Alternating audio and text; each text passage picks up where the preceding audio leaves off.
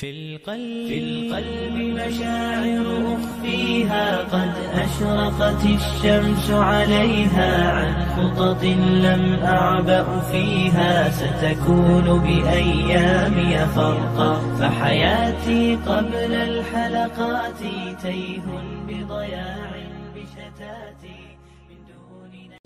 السلام عليكم ورحمة الله وبركاته.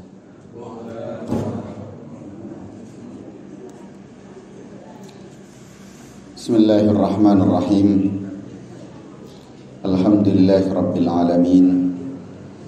Wa bihi nasta'inu ala umurid dunya waddin.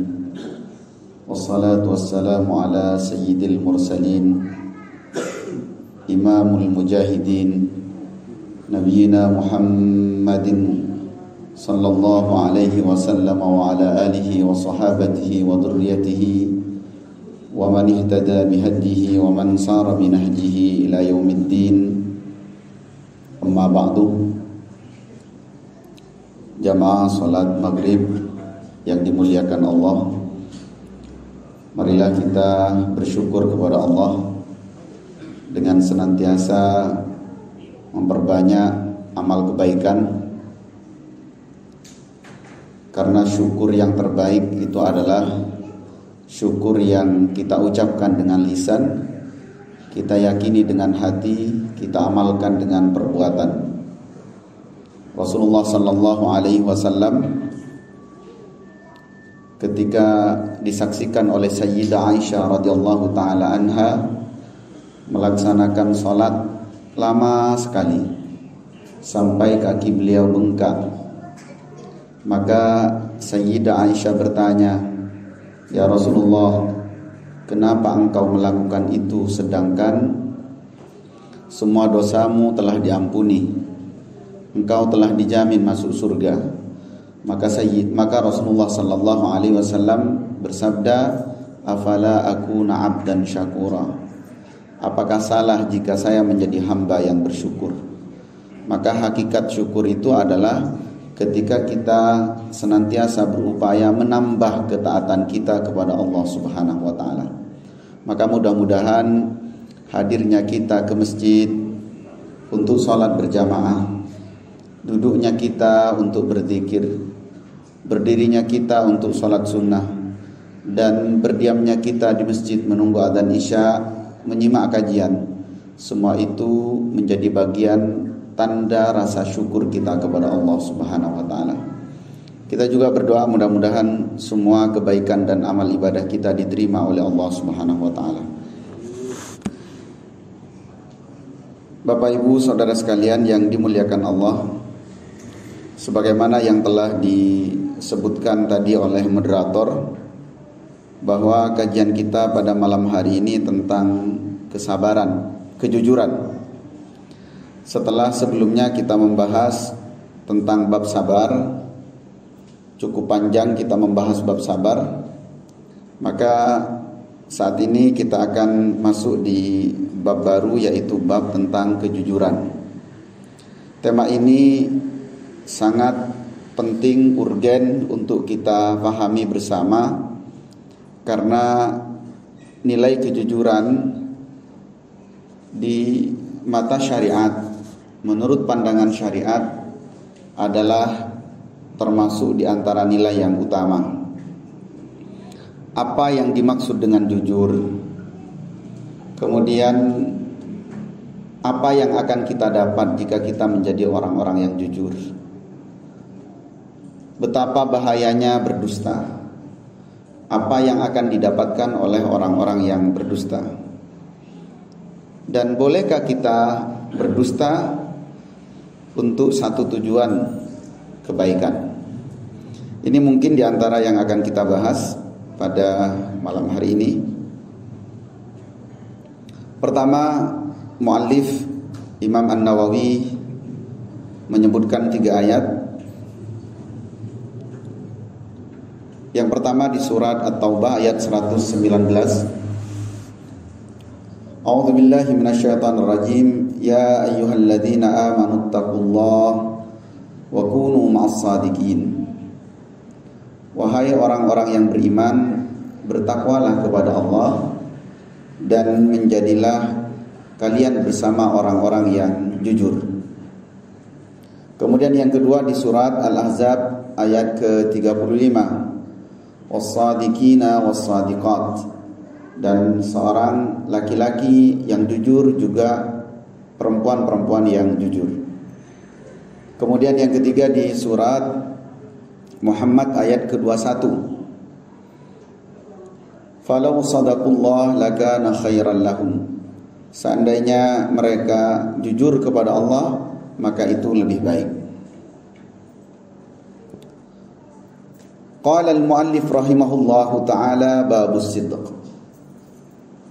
Pengarang menyebutkan tentang bab kejujuran. Apa as-sidqu? Apa kejujuran itu? Ma'nahu mutabaqatul khabari lil waqi'.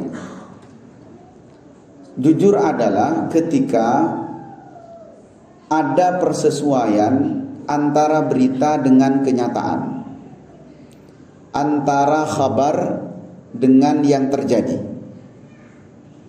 Hadza fil asli, ini secara asal. Jika misalnya sederhana saja kita mengatakan hari ini adalah hari Selasa, kita katakan ini adalah hari Selasa, maka itu adalah kejujuran. Tetapi misalnya untuk satu tujuan kita mengatakan ini hari Senin, hari ini hari Senin, sedangkan hari ini adalah hari Selasa, maka itu adalah dusta. Maka orang-orang yang jujur itu adalah orang yang jujur secara hakikat dalam amalan. Wa ayyakunal insan batinuhu muwafiqan li zahirihi, yaitu orang yang apa yang dia tampakkan dalam amalan sesuai dengan batinnya. Ketika dia melakukan kebaikan, hatinya memang begitu juga. Orang-orang yang riya, misalnya orang yang riya, mereka tidak bisa dianggap orang yang jujur. Kenapa? Karena mereka beramal hanya penampakannya saja, hatinya tidak demikian. Kemudian penjelasan ayat yang pertama di surat At-Taubah ayat ke-119. Ini sebenarnya sudah kita bahas kemarin di bab taubat, tentang kejujuran taubatnya seorang sahabat, yaitu Ka'ab bin Malik, ketika berulang kali datang kepada Rasulullah dengan 3 sahabat yang lainnya. Lalu kemudian Rasulullah sempat tidak menjawab salamnya, Rasulullah sempat tidak menegurnya. Ternyata taubatnya benar-benar jujur. Kemudian Allah Subhanahu wa taala mengisahkan kisah mereka dalam surat At-Taubah. Lalu di akhirnya disebutkan ya ayyuhalladzina amanuttaqullaha wa kunu ma'as shadiqin. Peristiwa ini disebutkan juga yaitu ketika peristiwa perang Tabuk. Beberapa orang tidak ikut perang. Salah satu di antara mereka yang tidak ikut perang karena memang malas. Ada yang lainnya karena uzur. Nah, Ka'ab bin Malik ini di antara sahabat yang tidak ikut perang karena memang uzur. Kemudian dia benar-benar jujur menghadap Rasulullah, dia ingin bertaubat. Maka kemudian taubatnya diterima dan menjadi sebab turunnya ayat. Berbeda dengan sebagian orang yang pura-pura uzur, tapi Allah tahu. Sehingga diabadikan juga di dalam Al-Quran, yahlifuna lakum liyardauhum. Mereka sampai bersumpah kepadamu Muhammad agar kamu ridha kepada mereka. Fa in tardau anhum fa innallaha la yarda 'anil qaumil fasikin. Seandainya engkau ridha kepada mereka, engkau menilai secara zahir, maka sesungguhnya Allah tahu Allah tidak akan pernah ridha kepada orang-orang yang fasik. Kemudian yang ayat kedua, was-sadiqina was-sadiqat, ini disebutkan di dalam surat Al-Ahzab ayat 35. Ayatnya sangat panjang. Di antaranya Allah menyebutkan innal muslimina wal muslimat wal mu'minina wal mu'minat. Kemudian disebutkan juga was-sadiqina was-sadiqat. Apa yang akan didapatkan? A'addallahu lahum maghfiratan wa ajran 'azima. Orang tersebut akan mendapatkan pahala dijanjikan oleh Allah Subhanahu wa taala pengampunan dan pahala yang sangat besar. Kemudian ayat yang ketiga, falau sadaqullah lakana khairan lahum. Ai law amalullah bisidqi lakana khairan lahum. Seandainya mereka ketika mengamalkan satu ibadah semata-mata karena Allah, maka itu lebih baik bagi mereka.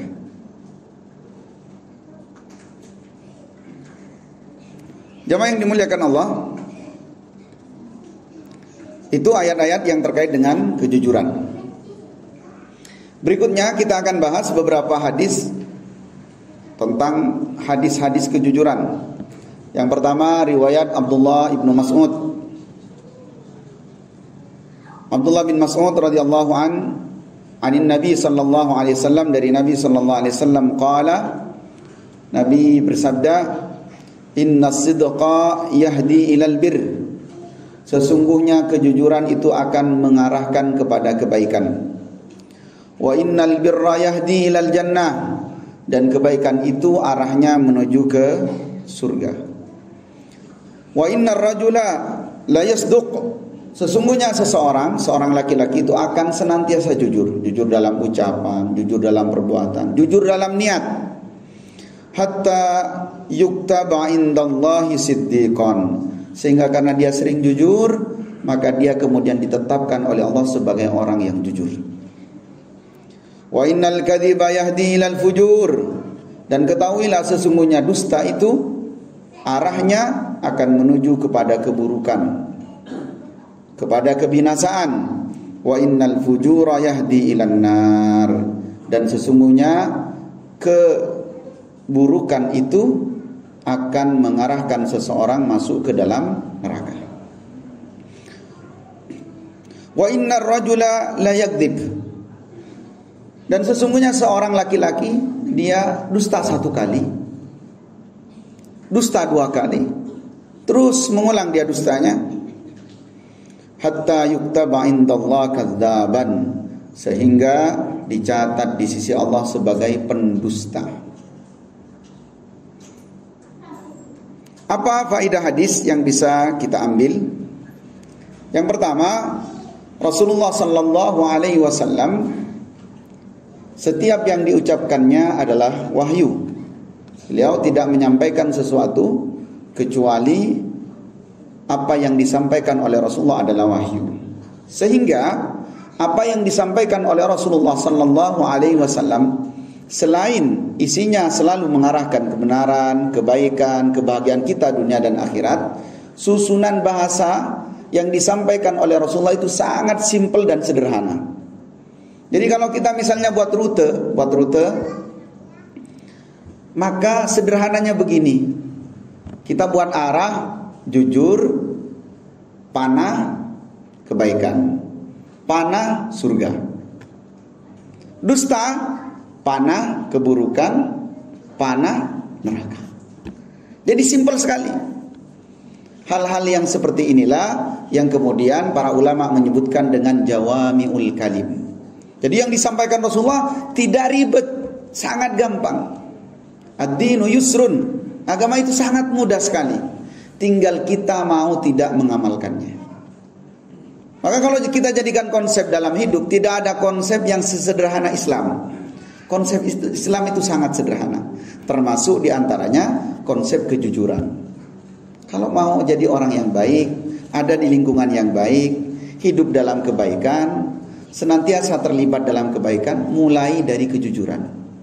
Maka setelah itu otomatis arahnya kemana? Surga.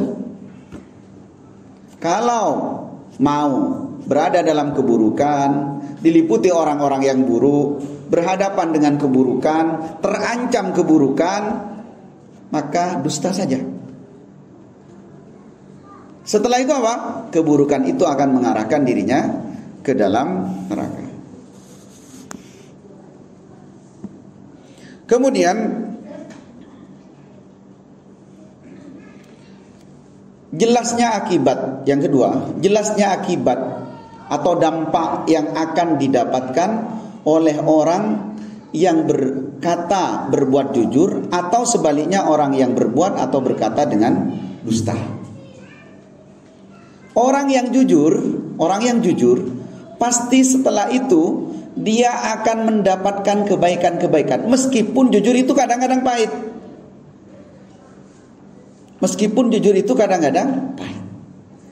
Kita dulu pernah membahas hadis tentang seorang yang doanya diistijabah ketika dia terjebak masuk ke dalam gua.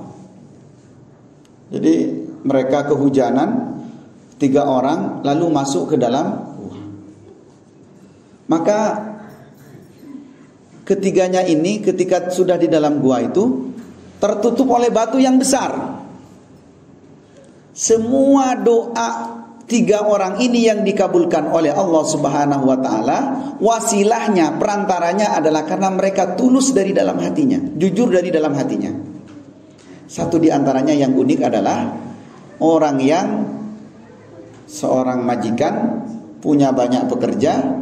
Ketika waktu gajian, ternyata ada 1 orang yang tidak hadir ketika pembagian gaji, honor itu. Yang lain datang dibagikan gajinya. Ternyata yang 1 orang tidak datang. Maka kemudian si majikan ini menjadikan gaji itu, honor untuk 1 orang itu dibuat beli kambing.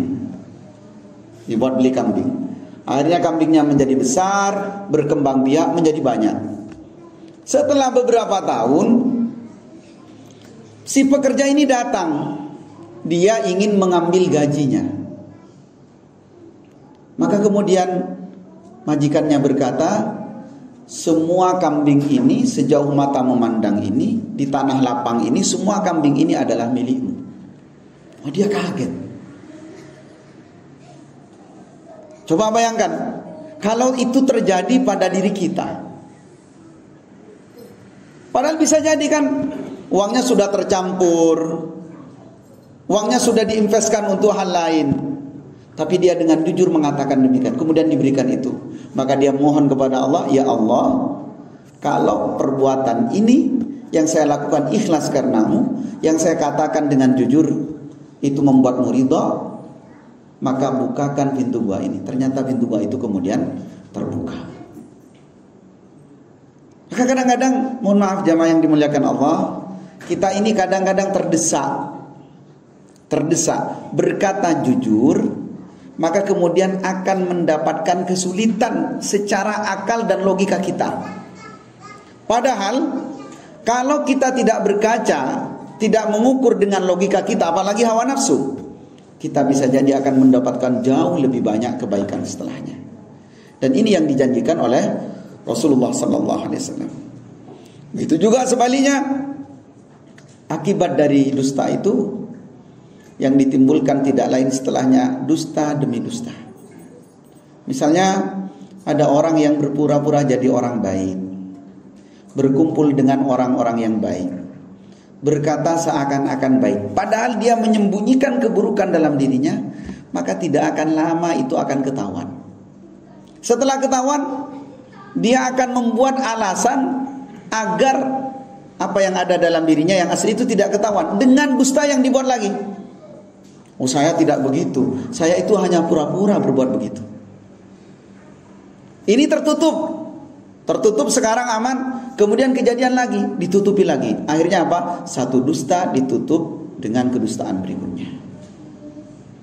Kemudian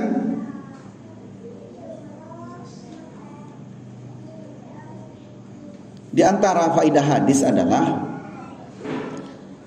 betapa bahagianya menjadi orang-orang yang jujur. Dalam kehidupannya selalu berupaya jujur. Kenapa? Karena yang menulis dirinya sebagai orang-orang yang jujur itu Allah. Hatta yuktaba indallah siddiqan. Sampai orang itu dicatat di sisi Allah sebagai orang yang jujur. Bayangkan, kita ini masuk dalam catatan Allah, masuk di antara orang yang disukai oleh Allah karena kejujuran. Dan naudzubillah, mudah-mudahan Allah menjauhkan kita dari apa? Dusta. Sehingga kalau dia dusta sekali, dusta 2 kali, akhirnya apa? Allah sudah mencatat dia sebagai pendusta. Kalau Allah sudah memastikan dia sebagai pendusta, dia mau keluar kemana? Seumur hidupnya dia tidak bisa keluar kecuali dia melakukan dusta terus menerus. Kemudian di antara faedah hadis yang bisa kita ambil adalah sederhana sekali, yaitu surga dan neraka. Karena sebenarnya jamaah yang dimuliakan Allah, cita-cita kita semua ini cuma satu sebenarnya. Cita-cita kita hanya ingin masuk ke dalam surga. Dibuat sederhana oleh Rasul. Kalau kamu mau ke surga, mulai dari kejujuran. Setelah itu kamu akan menjadi orang baik. Setelah baik kamu akan ke surga secara otomatis. Faman, kenapa?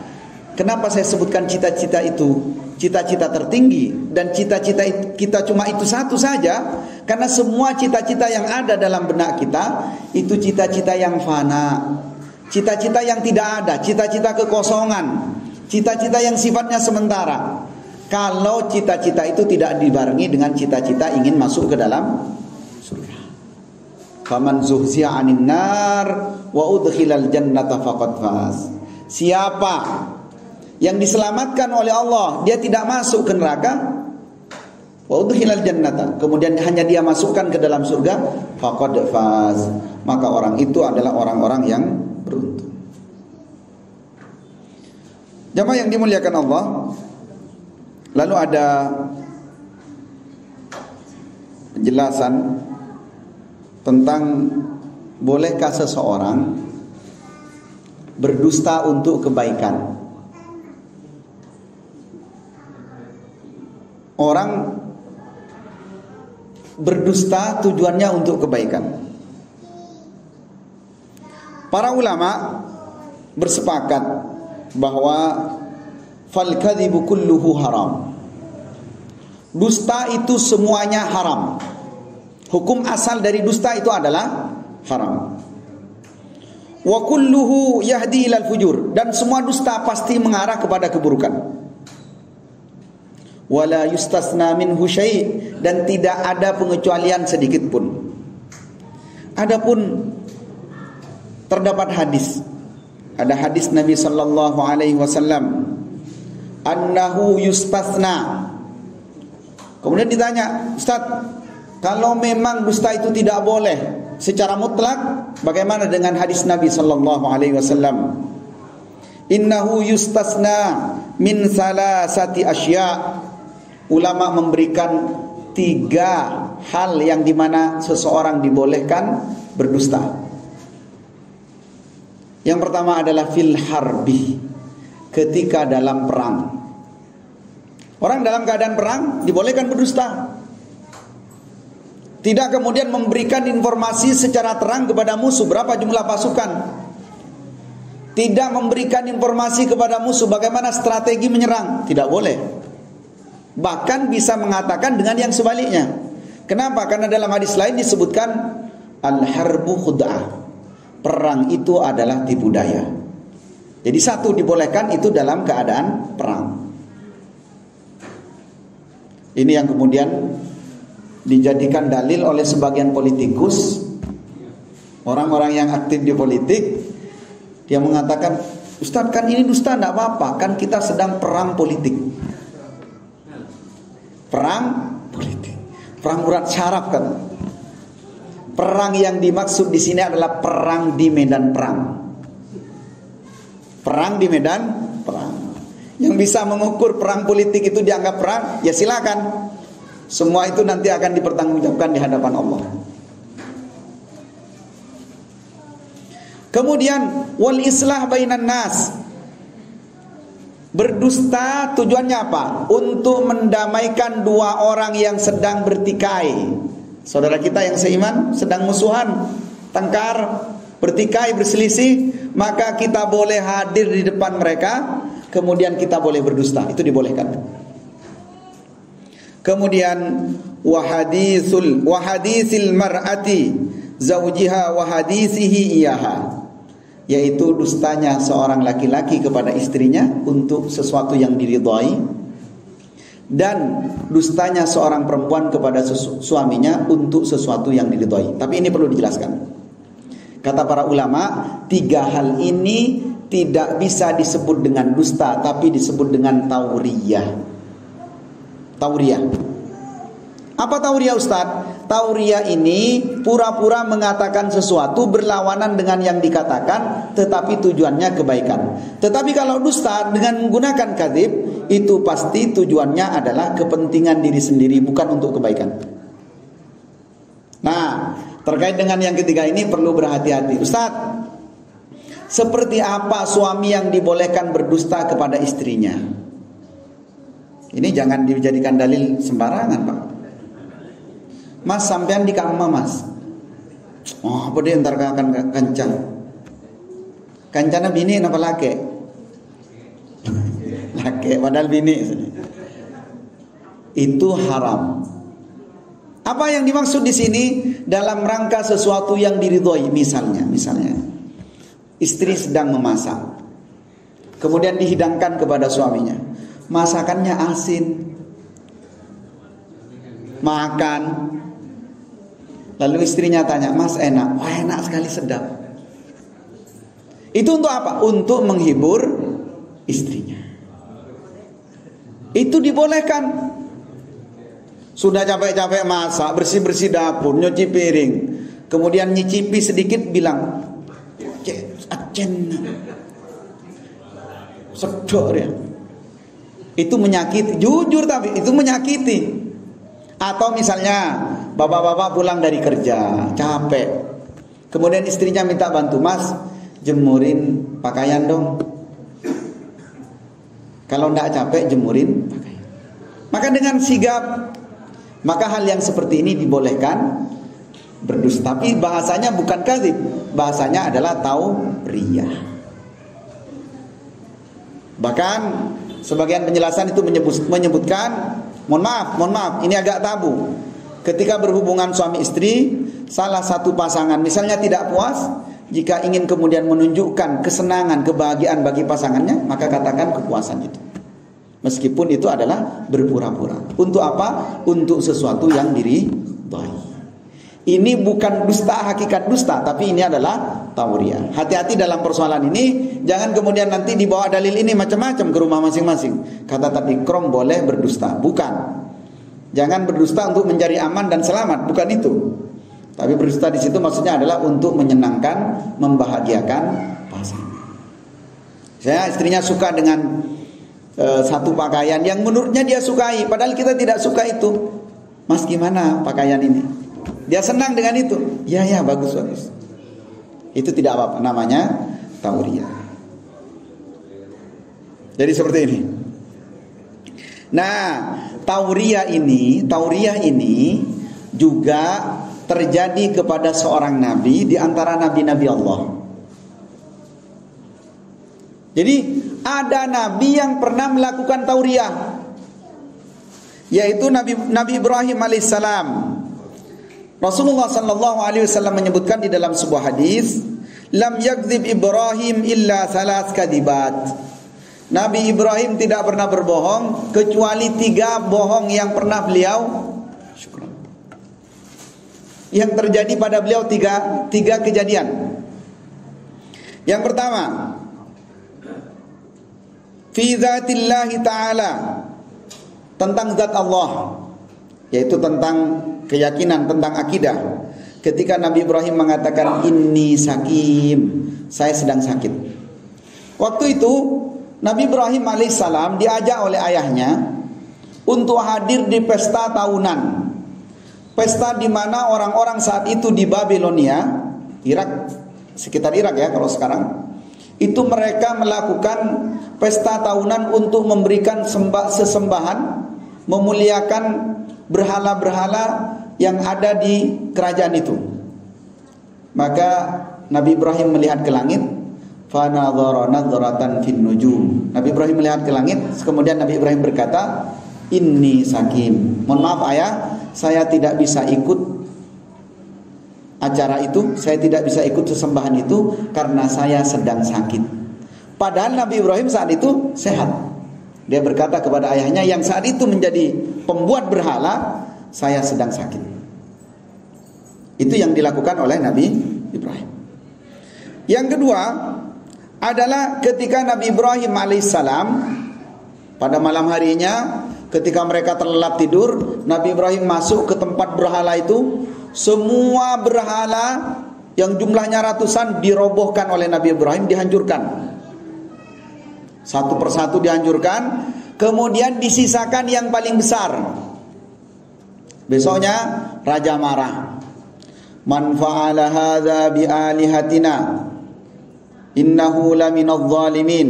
Siapa yang melakukan perbuatan ini kepada Tuhan-Tuhan kita, maka dia termasuk orang yang zalim.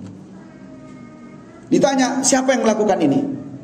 Maka kemudian semuanya serentak berkata, qalu sami'na fatan yuqalu lahu Ibrahim.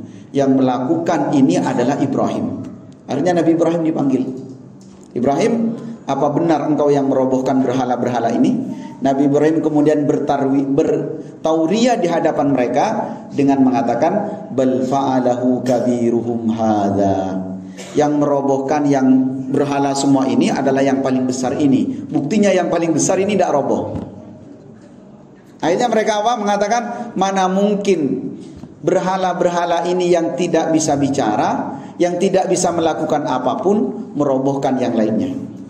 Kemudian Nabi Ibrahim menjawab ucapan mereka, mana lebih mungkin kalian menyembah sesuatu yang tidak bisa bicara, tidak bisa bergerak, tidak bisa memberikan manfaat dan mudarat.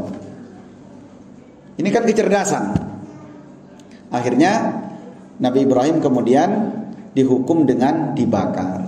Tapi kemudian pertolongan Allah datang dengan kalimat qulna ya narukuni bardan wa salaman ala Ibrahim. Itu yang dilakukan oleh Nabi Ibrahim AS. Kemudian juga jamaah yang dimuliakan Allah, yang ketiga adalah wa wahidatun fi sya'ni Sarah. Dan yang satu lagi adalah tentang Sarah. Jadi Nabi Ibrahim pernah masuk ke dalam wilayah satu kekuasaan yang saat itu tidak boleh masuk seorang laki-laki dengan pasangannya, dengan istrinya. Maka Nabi Ibrahim mengatakan, hiya ukhti. Dia adalah saudari perempuanku, dia adalah adikku. Nabi Ibrahim tidak mengatakan hiya zaujati. Untuk apa? Untuk menyelamatkan Nabi Ibrahim dengan Sarah. Maka kemudian ketika ditanya, kenapa Nabi Ibrahim mengatakan itu? Mengatakan itu ukhti, maksudnya dia saudari se-Islam, dia saudari seagama, saudari seakidah. Tetapi yang jelas waktu itu Nabi Ibrahim dan Sarah ingin menyelamatkan dirinya. Jadi yang seperti ini tidak bisa diucapkan sebagai dusta atau kebohongan. Kenapa? Karena tujuannya adalah tujuan yang mulia. Begitu juga yang terjadi kepada seorang sahabat bernama Ammar bin Yasir. Ketika waktu itu orang kafir Quraisy menyiksa Yasir ayahnya, kemudian ibunya Sumayyah, mereka disiksa dengan cara diletakkan di atas api, dengan cara dimasukkan ke dalam baju besi yang sangat panas, kemudian dari kepalanya sampai duburnya ditusuk pakai besi. Ayahnya wafat sebagai syahid, ibunya juga wafat di hadapan Ammar. Maka kemudian ketika ditanya kepada Ammar, apakah Tuhanmu tetap Tuhannya Muhammad? Dia mengatakan tidak lagi. Dia berdusta di hadapan orang-orang kafir Quraisy itu. Lalu kemudian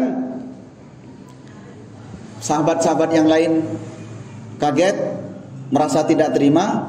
Mereka datang menemui Rasulullah SAW. Wahai Rasulullah, sesungguhnya Ammar telah murtad.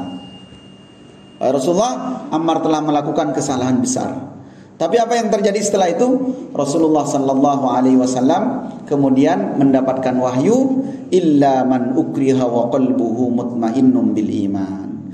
Orang yang keadaan terpaksa, tidak mengatakan yang sebenarnya, padahal hatinya dia mantap dengan keimanan, maka hal itu tidak menyebabkan Ammar menjadi orang yang kufur. Perbuatan itu kemudian dibenarkan dalam Al-Quran. Artinya perbuatan itu memang sebuah pilihan yang harus dilakukan. Dia tidak bisa melakukan itu kecuali dengan cara berdusta. Maka hati-hati dusta-dusta yang diucapkan, mohon maaf dilakukan oleh mungkin naudzubillah sebagian dari kita termasuk sesuatu yang sudah sifatnya darurat apa tidak. Hadza wallahu a'lam bishawab. Kita dibatasi dengan waktu. Mudah-mudahan kita digolongkan oleh Allah Subhanahu wa taala menjadi orang-orang yang jujur, berkumpul dengan orang-orang yang jujur, dan kita dicatat menjadi orang-orang yang jujur dan dimudahkan masuk ke dalam surganya Allah Subhanahu wa taala. Ini misal Ustaz, misal saya dalam perjalanan Ustaz, jadi saya jalan naik motor, saya tidak pakai helm, ditangkap dengan polisi, saya bilang, tidak pakai helm, saya tadi bawa helm tapi dicuri, saya hilang di sana, apakah itu termasuk juga? Kalau tidak, saya hilang. Kalau tidak hilang, saya harus nyobok, kalau saya juga. Ya. Ini permisalan. Jadi pertanyaannya adalah sengaja tidak pakai helm, kemudian ketemu Satlantas. Stop Pak, helmnya mana? Bolehkah dalam keadaan seperti itu berdusta? Haram. Tegas, haram. Ya risiko, karena aturannya memang harus pakai helm. Jadi kalau misalnya pakai helm saya dicuri Pak, nanti setelah polisinya, ayo kita kejar pencurinya, kan repot. Artinya apa? Ketika kita berdusta dengan satu dusta akan menambah dusta yang lain. Atau polisinya doa, mudah-mudahan pencurinya taubat misalnya, atau pencurinya kakinya kesandung, nanti helmnya dikembalikan. Jadi kan doanya kosong. Doa untuk apa kan seperti itu. Jadi tetap hal seperti itu sebaiknya tidak dilakukan. Jelas. Assalamualaikum warahmatullahi wabarakatuh. Assalamualaikum. Begini Ustaz, dunia ini semakin tua. Benar. Manusia juga. Dunia ini penuh dengan Uban, sudah dunianya uban. kedustaan. Ya. Sudah terlalu banyak contoh-contoh yang tidak perlu menutup-nutup. Sekarang orang mau menegakkan kebenaran dan keadilan, tidak langsung masuk ke sesuatu. Akan menunjukkan sekarang kebenaran dan keadilan berdasarkan ayat dan hadis. Sangka.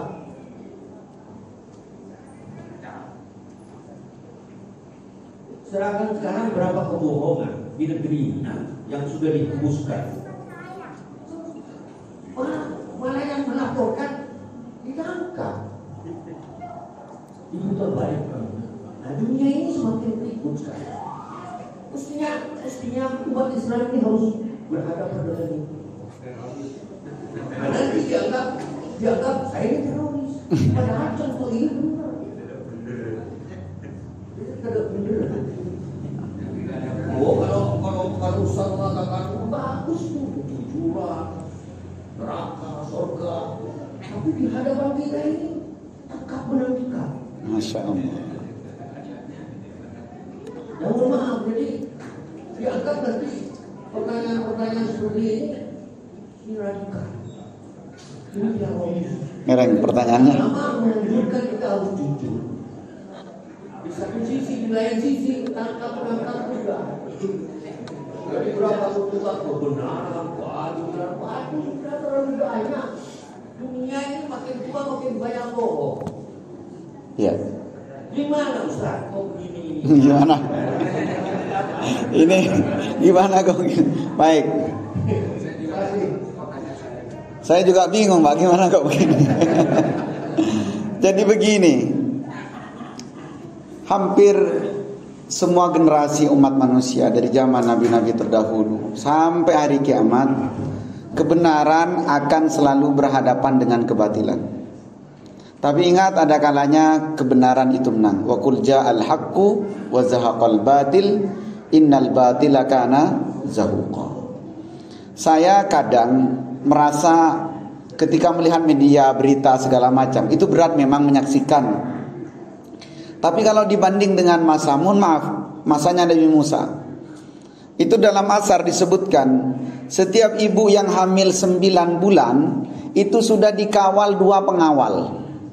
2 pengawal ini bawa pedang. Begitu keluar anaknya masih merah warnanya, masih merah, laki-laki, langsung disembelih.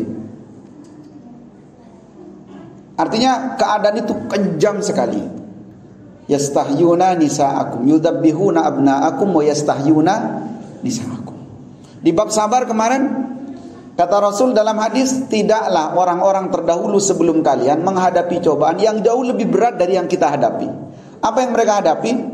Setiap kali mengatakan la ilaha illallah, diletakkan di atas kepalanya gergaji, ditarik sekali, masih la ilaha illallah, tarik. Ditarik 2 kali terus sampai tubuhnya terbelah menjadi 2.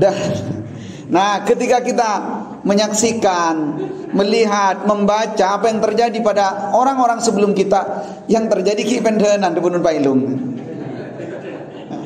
Artinya begini, sejauh mana kita bersabar, sejauh mana kita berjuang, sekuat-kuatnya kebatilan disuarakan, digerakkan, pasti kebenaran akan menang. Tapi tidak tahu, kalaupun kebenaran itu kalah di hadapan kita, mohon maaf kalah di hadapan kita, tapi nanti kita di hadapan Allah akan menang. Sebagai tambahan, cukup waktunya Pak. Ketika Hajjaj bin Yusuf As-Saqafi mengalahkan Abdullah bin Zubair, Hajjaj bin Yusuf As-Saqafi ini menghancurkan kota Makkah, termasuk Ka'bah itu sampai terbakar. Dia diutus oleh Abdul Malik bin Marwan untuk menaklukkan Abdullah bin Zubair yang saat itu menjadi khalifah yang sah. Lalu kemudian setelah Abdullah bin Zubair terbunuh, tubuhnya disalib, dibelah jadi 4. Lalu dengan perkasanya, dengan bangganya di hadapan ibundanya Asma, ibunya Abdullah bin Zubair namanya Asma, dia mengatakan, ma ra'yuki, bagaimana pendapatmu tentang apa yang saya lakukan kepada musuh Allah. Jadi dia mengatakan Abdullah bin Zubair yang terbunuh membela kebenaran, dikatakan dia yang musuh Allah. Apa jawabannya Asma dengan cerdas, berkat didikan Abu Bakar, dekat dengan Rasulullah? Apa jawabannya? Qad afsadta dunyahu. Yang engkau rusak urusan dunia Abdullah bin Zubair saja. Yang engkau rusak urusan dia saja, urusan dunianya. Dia tidak dapat kekuasaan, dia terbunuh. Wa qad afsada akhiratak. Tapi yang Abdullah bin Zubair telah rusak adalah akhiratmu. Artinya kadang-kadang kita memandang dan menilai ini sebuah kekalahan, tapi di mata Allah itu adalah sebuah kemenangan. Artinya sejauh mana kita beriman, sejauh mana kita yakin. Saya tidak dalam konteks apa yang terjadi beberapa saat ini, karena nanti khawatir menjadi fitnah. Tetapi yang jelas adalah perjuangan kita itu sampai mana. Kadang-kadang perjuangan kita tidak sampai pintu rumah kita. Kita hanya baca di ranjang rumah kita. Setelah itu kita diam, tidak melebihi pintu rumah kita. Ada yang sampai jalan nyalinya sudah ciut. Ada yang sampai medan. Ada yang tetap menyuarakan kebenaran. Yang penting saya tidak salah di mata Allah. Hadza wallahu a'lam bishawab. Ada waktu cukup? Masih ada waktu sedikit, tapi sangat sedikit. Sangat sedikit. Mungkin ada satu aja kalau ada.